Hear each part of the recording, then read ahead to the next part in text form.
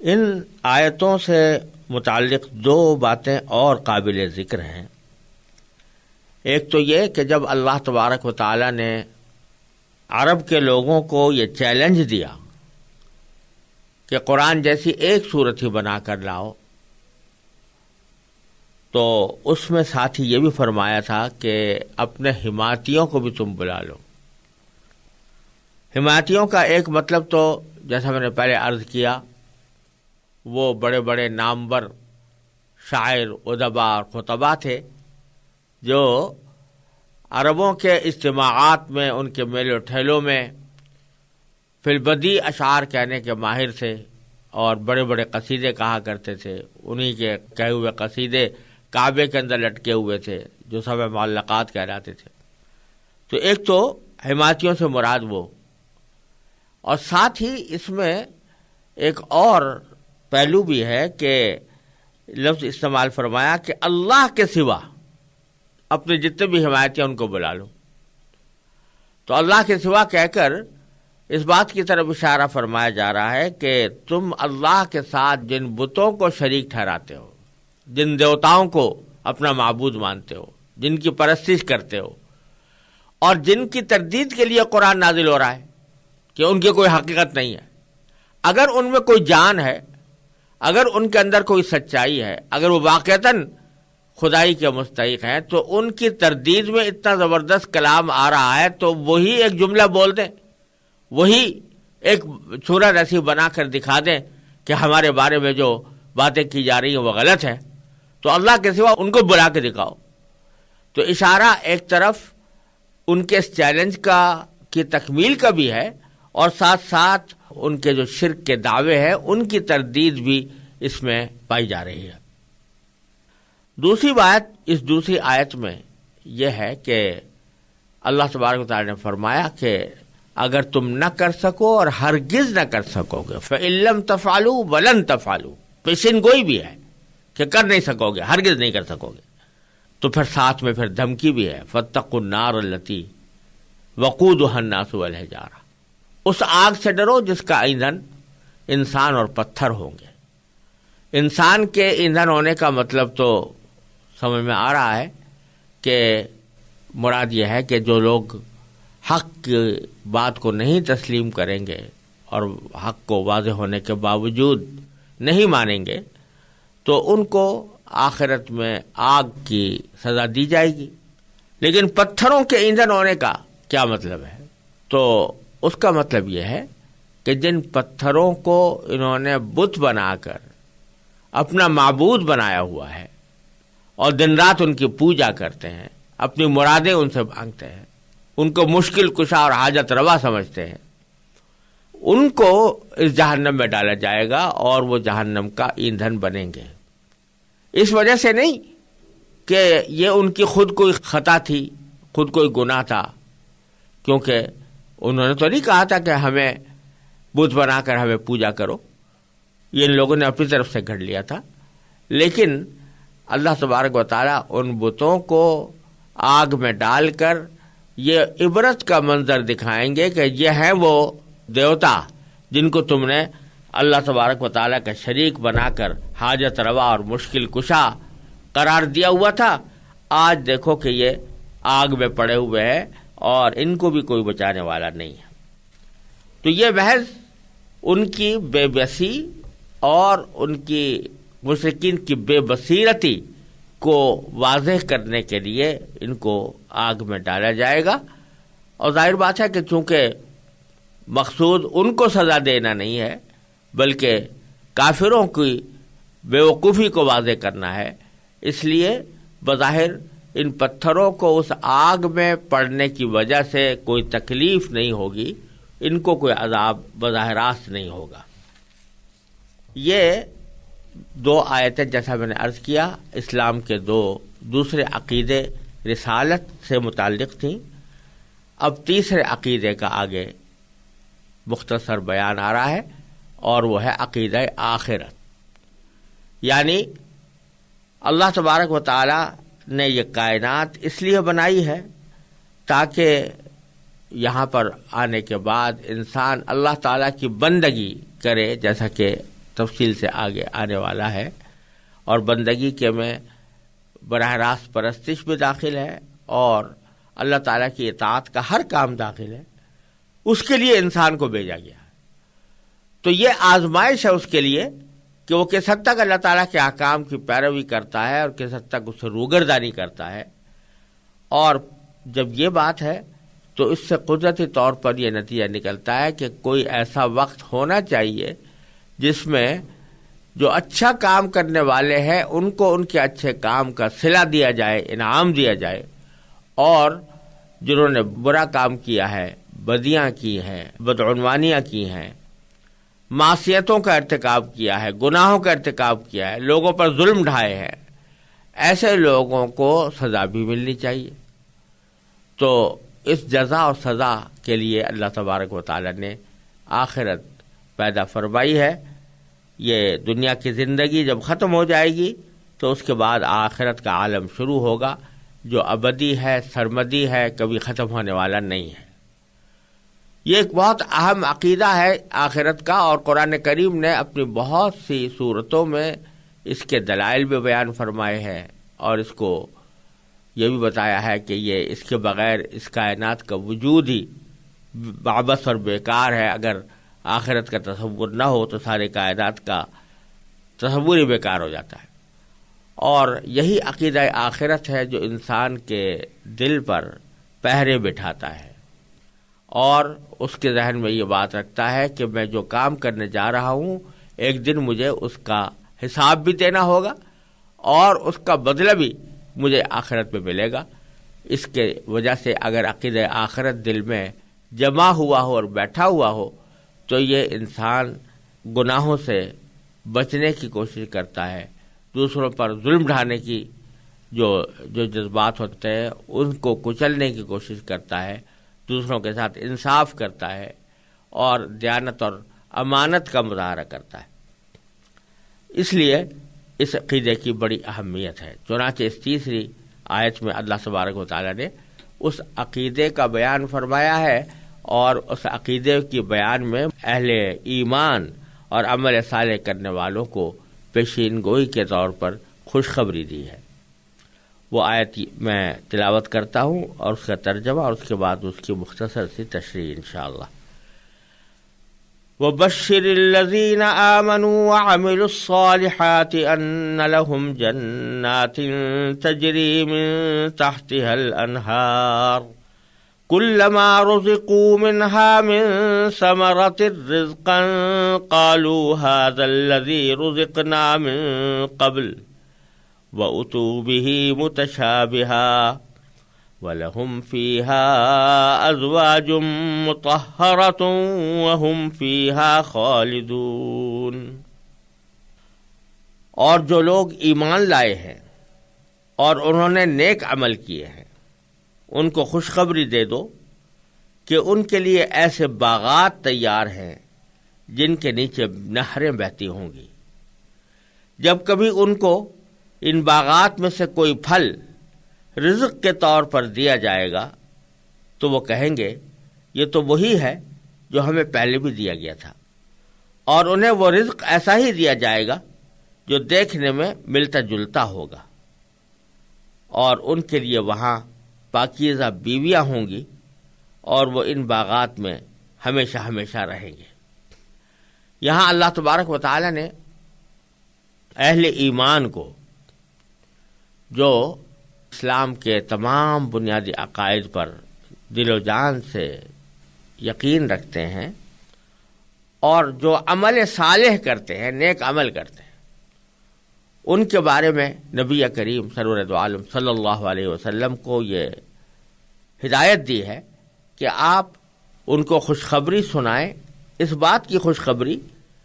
کہ ان کے لیے آخرت کے عالم میں ایسی جنتیں یا ایسے باغات تیار ہیں جن کے نیچے نہریں بہتی ہوں گی۔ باغات کے لیے قرآن کریم نے آخرت کے باغات کے لیے خاص طور پر بیشتر جگہوں پر جنہ کا لفظ استعمال کیا ہے۔ جنہ اور اسی کی جمع جنات ہے جو یہاں پر استعمال کی گئی ہے۔ جنات کے معنی بہت سے باغ، تو یہ چونکہ آخرت میں اللہ تبارک و تعالی نے اہل ایمان کے لیے جو رہائش کی جگہیں رکھی ہیں وہ مجسم باغات ہیں، اس لیے اللہ تبارک و تعالی وہاں کے عالم کو بکثرت، اس عالم کو جو اہل ایمان کو حاصل ہوگا، بکثرت جنت کے لفظ سے تعبیر کرتے ہیں، اور ہماری اردو میں بھی وہ جنت کا تصور اور جنت کا لفظ موجود ہے، لیکن لفظی معنی اس کے باغات کے ہیں۔ تو ایسے باغات جن کے نیچے نہریں بہتی ہوں گی، یہ بات قرآن کریم نے 10 جگہ ارشاد فرمائی ہے کہ وہ اہل ایمان کے لیے جو جنتیں تیار ہیں یا جو باغات تیار ہیں ان کے نیچے نہریں بہتی ہیں۔ یہ اللہ تبارک و تعالیٰ نے خاص طور پر اہل ایمان کے لیے تیار کی ہے، اور اس کو ہمارے فہم سے قدر قریب لانے کے لیے اس کی ایک تھوڑی سی منظر کشی فرمائی ہے۔ یوں تو جیسا کہ خود قرآن کریم نے فرمایا ہے، فَلَا تَعْلَمُ نَفْسٌ مَّا أُخْفِيَ لَهُم مِّن قُرَّةِ أَعْيُنٍ، یعنی کوئی بھی انسان حقیقت نہیں جانتا ان نعمتوں کی، ان آنکھوں کی ٹھنڈک والی نعمتوں کی جو اللہ تعالیٰ نے وہاں جنت میں اہل ایمان کے لیے چھپا کر رکھی ہے۔ اور خود نبی کریم سرور دو عالم صلی اللہ علیہ وسلم نے ایک حدیث قدسی میں یہ ارشاد فرمایا کہ اللہ تعالیٰ فرماتے ہیں کہ اعددت لعبادی الصالحین ما لا عین رأت ولا اذن سمعت ولا خطر علی قلب بشر، کہ میں نے اپنے نیک بندوں کے لیے ایسی نعمتیں تیار کر رکھی ہیں جو آج تک کسی آنکھ نے دیکھی نہیں اور کسی کان نے اس کا حال نہیں سنا اور کسی بشر کے دل پر اس کا تصور بھی نہیں گزرا۔ ایسی نعمتیں، تو جب ایسی نعمتیں ہیں جس کا دل میں تصور بھی نہیں گزرا، ان کو ہم الفاظ سے کیسے تعبیر کر سکتے ہیں یا ان کو الفاظ سے کیسے سمجھایا جا سکتا ہے؟ تو اللہ تبارک و تعالی قرآن کریم میں اس کی کوئی جھلک دکھانے کے لیے، ہمارے فہم سے قریب کرنے کے لیے کچھ منظر کشی بعض اوقات فرما دیتے ہیں، اور اسی قسم کی منظر کشی یہاں پر فرمائی گئی ہے کہ یہ باغ ہے جن کے نیچے نہریں بہ رہی ہیں۔ آپ ذرا تصور کیجئے کہ دنیا میں جو مناظر اچھے سمجھے جاتے ہیں، خوشنما سمجھے جاتے ہیں، جن کو دیکھنے کے لیے لوگ جاتے ہیں اور جن کی سیاحت کے اوپر روپیہ پیسہ بھی خرچ کرتے ہیں، وہ عام طور پر اس قسم کے مناظر ہوتے ہیں کہ اگر کوئی اونچائی ہو، پہاڑ ہو، ٹیلا ہو اور اس کے اوپر باغ ہو، اور وہ اونچائی ایسی جگہ ہو کہ وہاں سے نیچے سمندر بہ رہا ہو یا دریا بہ رہا ہو، تو عام طور سے اس منظر کو دنیا کے اندر بہت خوبصورت سمجھا جاتا ہے، بہت خوشنما قرار دیا جاتا ہے، اور اسے دیکھنے کے لیے لوگ بعض اوقات سفر کر کر کے جاتے ہیں۔ تو ہمیں سمجھانے کے لیے اللہ تبارک و تعالی نے ان جنتوں کا ایک یہ وصف بیان فرمایا ہے کہ وہ ہیں جنتیں، اور وہ جنتیں جو ہے وہ ایسی جگہ ہے کہ وہاں ان کے نیچے نہریں بہ رہی ہوں گی، دریا بہ رہے ہوں گے۔ تو تاکہ ہماری سمجھ میں ایک معمولی سا ایک تصور، معمولی سا ایک اندیا آ جائے کہ قرآن کریم جس جنت کی طرف اشارہ فرما رہا ہے اس کی کیا کیفیات ہے، تو اس کی تفصیل میں تو پوری آ نہیں سکتی، لیکن ایک اشارہ اس کی طرف ان الفاظ کے ذریعے قرآن کریم نے کئی جگہ پر کیا ہے۔ پھر آگے ایک وصف یہ بیان فرمایا ہے کہ ان جنت میں اللہ تبارک و تعالیٰ ان کو طرح طرح کے رزق عطا فرمائیں گے، بہت سے پھل ہوں گے، پھلوں کا ذکر قرآن کریم نے کئی جگہ کیا ہے، فیہا فاکہۃ ونخل ورمان، سورہ الرحمن میں فرمایا اللہ تبارک و تعالیٰ نے، وفواکہ مما یشتہون، ایسے پھل جن کو ان کا دل چاہے۔ یہ ساری نعمتیں اللہ تبارک و تعالیٰ نے جنت کے اندر اہل ایمان کے لیے رکھی ہیں، لیکن ان کا ایک خاص وصف یہاں پر اللہ تبارک و تعالیٰ نے یہ فرمایا ہے کہ جب ان کے پاس کوئی پھل لے کر آیا جائے گا، کوئی شخص پھل لائے گا، تو وہ اس کو دیکھ کر یہ کہیں گے کہ یہ تو وہی پھل ہے جو ہم پہلے بھی ہمیں دیا گیا تھا۔ پہلے بھی دیا گیا تھا کہ دو مطلب ہیں۔ ایک مطلب تو یہ کہ یہ وہ پھل ہے کہ جو ہمیں دنیا میں بھی عطا ہوا تھا. مثلا انار ہے یا سیب ہے یا انگور ہے مثال کے طور پر. تو جب وہ اس کے سامنے لائے جائیں گے تو کہیں گے کہ یہ تو ویسا ہی پھل ہے جیسا کہ ہمیں دنیا میں بھی دیا گیا تھا. تو دیکھنے میں وہ دنیا جیسا پھل معلوم ہوگا، لیکن جب اس کو وہ کھائیں گے اور استعمال کریں گے تو پتہ چلے گا کہ دیکھنے میں تو بے شک یہ دنیا جیسا پھل تھا، لیکن اپنی لذت میں، اپنی حلاوت میں، اپنی کیفیات میں، اپنی کوالٹی میں یہ دنیا کے پھلوں سے 1000 درجہ، لاکھ درجہ، بلکہ اور زیادہ بہتر اور زیادہ لذیذ ہے. تو فرمایا کہ وَأُتُوا بِهِ مُتَشَابِهًا، اور ان کے پاس جو لائے جائیں گے وہ پھل وہ ایک دوسرے سے ملتے جلتے ہوں گے، یعنی دنیا والے پھلوں سے ملتے جلتے ہوں گے. اور ایک دوسرا مطلب بھی ہے اس کا، وہ یہ کہ جب ان کے پاس کوئی پھل لایا جائے گا تو وہ کہیں گے کہ یہ تو پھل ویسا ہی ہے یا وہی ہے جو ہمیں پہلے بھی عطا ہوا تھا. اب پہلے بھی سے مراد یہاں پر دنیا نہیں بلکہ خود آخرت میں، جنت میں. یعنی جو پھل لایا جا رہا ہے وہ اپنی شکل و صورت کے اعتبار سے بالکل ویسا ہی ہے جیسا کہ کچھ عرصے پہلے ان کو دیا گیا تھا. تو یہ سمجھیں گے کہ یہ وہی پھل ہے. مثال کے طور پر انار ہے، اگر انار لایا گیا ہے تو وہ کہیں گے یہ انار تو پہلے بھی دیا گیا تھا ہمیں، یہ جنت میں ویسا ہی پھل ہے یہ جیسا کہ پہلے بھی دیا گیا تھا. جو انار پہلے تھا وہی یہ بھی ہے، لیکن حقیقت میں کے اعتبار سے وہ انار نہیں ہوگا بلکہ اس سے مختلف ہوگا. اس کا ذائقہ، اس کی حلاوت، اس کی لذت اور اس کی کیفیات پچھلے انار سے کہیں زیادہ بہتر ہوں گی. تو وہ لہذا ان کو ہر مرتبہ جب نئی لذت حاصل ہوگی تو اس میں ان کے لطف میں، ان کے سرور میں، ان کی خوشی میں کہیں اضافہ ہوگا. یہ معنی ہے وَأُتُوا بِهِ مُتَشَابِهًا، ان کو کے پاس وہ لائے جائیں گے، ایک دوسرے سے ملتے جلتے پھل لائے جائیں گے اور ان کو اس سے خاص لذت اور خاص سرور حاصل ہوگا.